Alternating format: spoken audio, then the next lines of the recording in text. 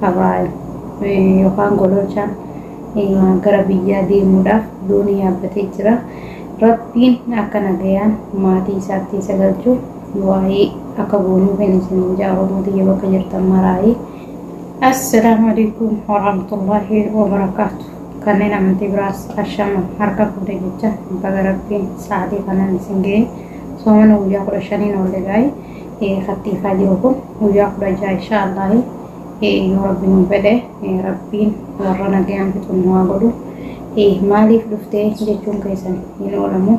Akkasuma guyyaa waa xiqqoo hawaii yookaan gololchaan badii ture sagalee isaallee hin dhageenye akkasii kun amma akkasuma gara biyyaa deemuudhaaf doonii yaabbatee jira.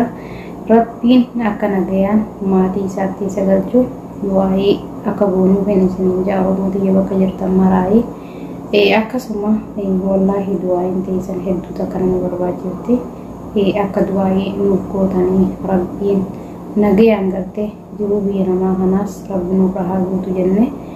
Bakka iyyuu kan gubatu kan laalatu Oromumaa akkasiiti. Wallaahi Oromoo kana Rabbi geenaa juune biyya fi keessatti dachaasee Rabbiin gannu haa teessisu.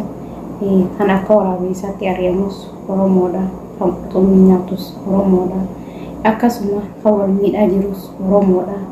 Akkasii wallaahi waan kana ta'eef akka du'aa'ii goone Rabbiin nagayaan maatii isaatti isa galchu Rabbiin haa taasisu jenna.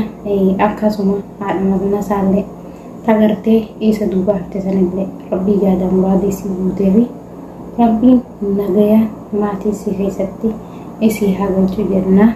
Hanga viidiyoo biraatti walitti deebinutti assalamu alaikum warahmatullahi wabarakatuh.